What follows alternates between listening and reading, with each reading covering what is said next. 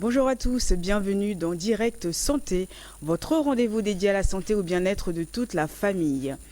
Les parasitoses digestifs sont des maladies dues à une présence d'un parasite dans le tube digestif.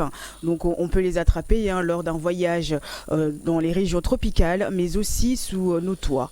Donc très fréquent dans le monde, ces petits organismes s'abritent dans le corps d'un autre vivant pour s'y nourrir et s'y reproduire. Ces parasitoses digestives résultent de l'infestation de l'intestin, mais aussi du foie par un ver ou par une abîme. Devenues méconnues du fait de leur relative rareté, elles sont loin d'avoir disparu de nos consultations et constituent toujours des motifs majeurs de consultation. Elles sont souvent retrouvées au niveau des personnes immunodéprimées, des personnes âgées ou encore des migrants. Donc pour mieux connaître ces symptômes et ces complications, nous avons fait appel au docteur Akwaku, Esther, qui est médecin généraliste. Et puis bien sûr, je suis accompagnée de mon binôme docteur Fessal. En seconde partie d'émission, donc nous répondrons à vos questions posées sur notre numéro WhatsApp, le +228 79 84 27 52. Comme vous le savez, notre numéro est à votre disposition pour vos questions. Bonjour docteur Fessal. Bonjour. Comment ça va? Je vais très bien. Vous? Oui, ça va très très bien. Tranquille. Donc ce matin, on va parler des parasitoses. En effet. Donc voilà, nous avons fait appel à Dr Akwaku, qui est médecin généraliste. Bonjour. Bonjour. Merci d'avoir répondu à notre invitation. Qu'est-ce que c'est exactement? Nous, on a un peu décrit ces microbes. Donc, qu'est-ce que c'est exactement, docteur? Dites-nous. Merci.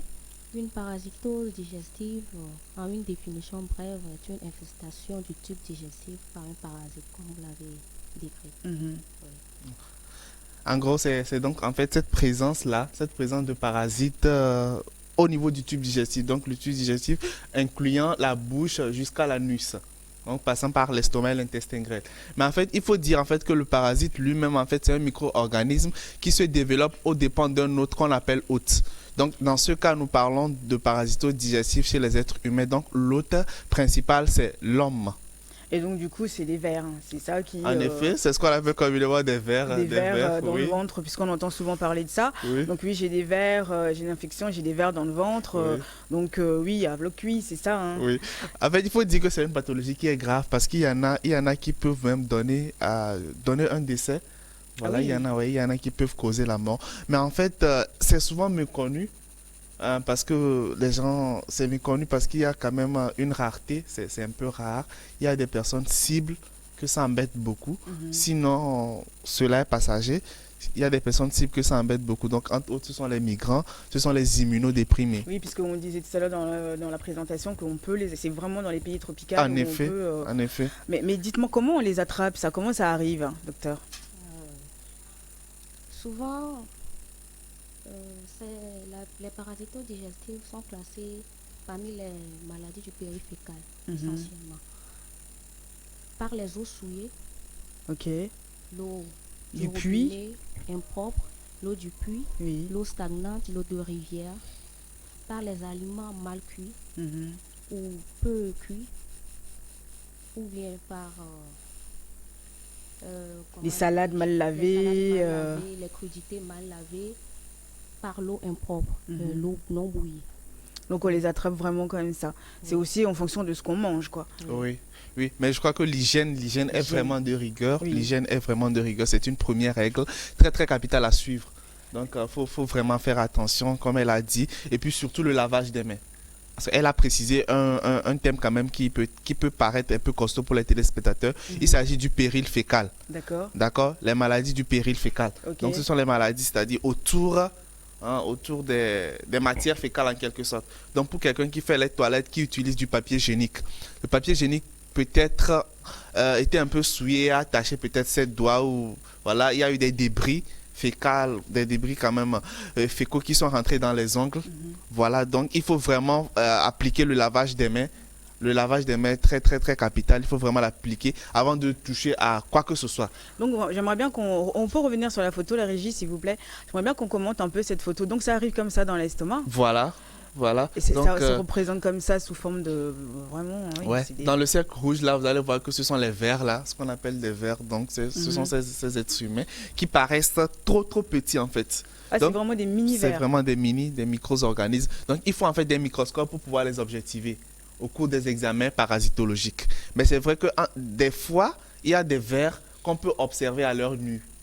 Voilà, il y a des vers qui peuvent être observés à l'œil nu, mais en général, il faut quand même des microscopes pour pouvoir les observer. Ok, Voilà. Mais s'il vous plaît, est-ce que, docteur, comment on diagnostique ça? Par l'examen parasitologique des selles. Les selles? Oui, Ok. essentiellement par l'examen parasitologique Donc des du selles. coup, les gens arrivent à la clinique avec des douleurs, c'est ça? Oui. Ils arrivent comment? Ça se présente comment? Ça dépend, ça dépend. Mais essentiellement, c'est le syndrome digestif. Il y a les douleurs abdominales vraiment atroces, Oui. les étreintes, les ténèbres, et associées des fois à des diarrhées glaireuses, voire glaireuses sanguinolentes. Ah bon? Oui. Et du vomissement aussi ou Il y pas? a Est-ce le que ça... vomissement, il y a les nausées, Oui. il peut y avoir une hypersialorée, une salivation abondante au niveau de la cavité buccale aussi. Oui. Ça, c'est essentiellement pour les amibes. Mais si nous prenons l'exemple des ossueux, par exemple, souvent il y a un prurit anal qui se fait souvent la nuit. Parce que les femelles, souvent, c'est la nuit qu'elles viennent, qu'elles descendent dans la marge anale pour féconder leurs œufs. Donc, Les vers? Oui. C'est ça qu'on... C'est ça qu'on voit là? Oui, mais ça, c'est toujours les parasites. Les Ça, c'est toujours les parasites. Mais le docteur était en train d'expliquer que dans le cas des exuroses, par exemple, il y a un prurite anal, c'est-à-dire il y a des démangeaisons au niveau de la marche anale. D'accord. Voilà, donc ce n'est que la présence des œufs pondus par les femelles, en fait. D'accord, donc Oui. on sait qu'il y a des... ça gratte, donc il faut... c'est qu'ils sont en train de pondre. Oui, ils sont en train de pondre. Donc il faut penser directement parasitose digestive, comme elle a dit. D'accord. Voilà. Mais sûrement qu'il y a d'autres signes, docteur. Il y a d'autres signes associés au prurite anal. À part le prurite, j'ai dit Les douleurs abdominales, abdominales. les contractures qui vont vers des contractures vraiment atroces. Et vraiment, ça indispose le patient en question aussi. Oui. Et parfois associé à une insomnie aussi. Une insomnie. D'accord. Ah oui, ça, c'est des petites choses, des petits détails, oui, banals qu'on voit comme ça, mais qu'on ne sait pas que c'est à cause des vers qu'on a ce genre de symptômes, en fait. En effet, voilà. Ce n'est dû qu'à la présence des vers, en fait, dans le tube digestif. Ces parasites qui ne cessent de revenir dans le tube digestif.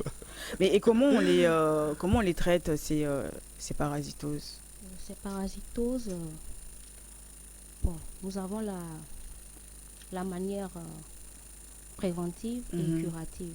Curative, nous avons les molécules, l'albendazole, les flubendazole, les mebendazole, les anti-émetiques au fait. Ok, donc ça, les gens, les patients, enfin, ça sort par les selles? Oui, ça c'est par voie orale. Ça se prend souvent sur 3 jours. Oui. Oui. Et les mesures hygiéno-diététiques, mon collègue l'avait dit tantôt, se laver régulièrement les mains après avoir été au sel, après avoir fait, pour les enfants, après avoir joué par exemple, après avoir balayé la maison, après avoir fait le ménage, avant de manger un fruit ou bien préparer, il faut bien préparer. L'eau aussi, le caractère qualitatif est douteux. Le bouillir. Ah oui. Bouillir l'eau. Pour vraiment tuer ces microbes dedans avant. Voilà. Et éviter aussi de se baigner dans les eaux stagnantes, dans les rivières. C'est vraiment pas un conseil. Mais ça arrive par quelle voie? Pardon? Les vers arrivent par quelle voie? Souvent digestive, par ingestion. Donc quand vous dites là qu'on ne faut pas se baigner dans les eaux, donc ça peut arriver au niveau du sexe. Oui. Oui, la bilharziose. Oh mon Dieu. Urogénitale, oui. Ouais, dis donc. Oui, mais même avec les maillots de bain, ça... Si. Oh. Vous venez de le dire. Des mini... Voilà, ils sont petits, ils passent incognito. Oh là là, mon Dieu.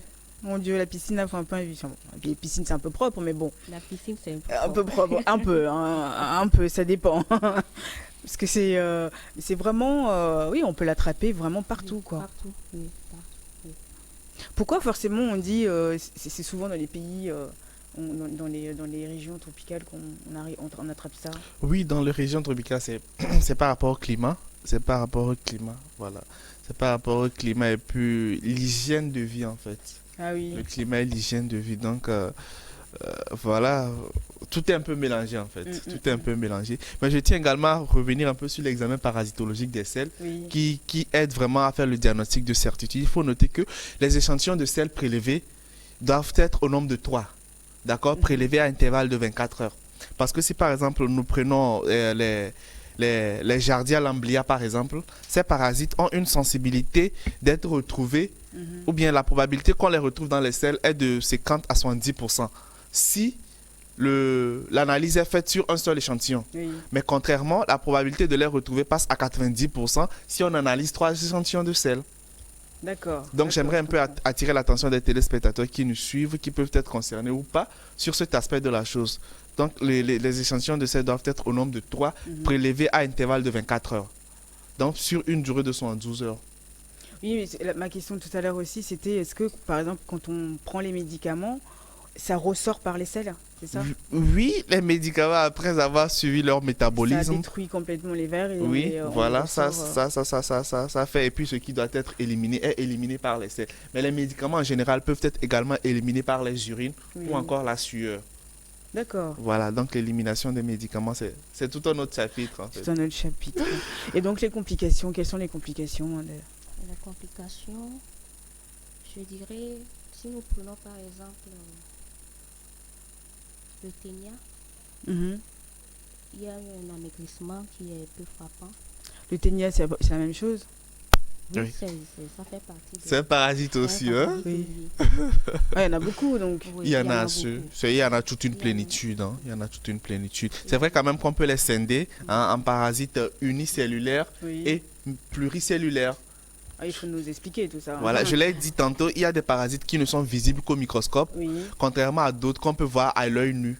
Donc, ceux qu'on peut voir à l'œil nu, vous allez voir par exemple, au lieu que la maman ou les parents viennent à l'hôpital ou que le patient lui-même vienne à l'hôpital parce qu'il a des douleurs abdominales, le patient vient peut-être parce qu'à un moment donné, il a remarqué qu'au cours de ces selles, il y a des formes, hein, des éléments de forme longitudinale qui ont une couleur blanchâtre. Soit c'est dans les selles, soit il a remarqué au niveau des dessous. Voilà, au niveau des sous-vêtements, les slips, les culottes. Donc c'est là peut-être que la personne remarque qu'il y a des éléments longitudinaux qui sont blanchâtres. Voilà. Ça c'est... Mon Dieu. Donc c'est un peu donc, ça peut sortir aussi facilement. Oui, oui, les vers visibles, on a dit, l'élimination se fait. C'est dans le tube digestif. Donc, s'ils sont au niveau de la marche anale et que, par exemple, vous avez envie de faire les selles, vous pouvez les évacuer à travers les selles. Voilà. Et tirer soi-même. Non. Le cauchemar. Pas jusque-là. Le cauchemar. Donc ça c'est à l'œil nu, oui, à l'œil nu, visible. Visible à l'œil nu. Et c'est les autres maintenant qu'il faut utiliser un microscope à travers cet examen que le docteur a appelé l'examen parasitologique des selles. Voilà, qui permet de faire vraiment un diagnostic de certitude, qui permet de confirmer la présence de parasites dans votre tube digestif. Voilà. Donc docteur, mais quand on... Elle était en train de parler des complications tout à l'heure, là. Oui, justement. Oui, donc je disais, il y a l'amaigrissement, mais il peut y avoir aussi l'anémie. Ah oui. Oui, pour les selles gléro-sanguinolentes, puisqu'il y a le sang qui sort. Donc il y aura une anémie. Et chez certains patients, le ventre devient ballonné. Et il peut y avoir aussi le foie qui peut être touché. Ah, le foie peut être touché aussi. Le foie aussi peut être touché. Dans le cas de l'amibiase, par exemple. D'accord. Oui. Ah, mais c'est quand même grave. Hein. Oui. Ça bouffe, ça là, bouffe, on ne parle que des parasitoses digestives. Hein. Ces parasites qui attaquent le tube digestif, mais reste à savoir les autres organes qui peuvent être également touchés. Touchés. Bon, on va y revenir juste après la pause. On revient juste après les informations. Restez avec nous.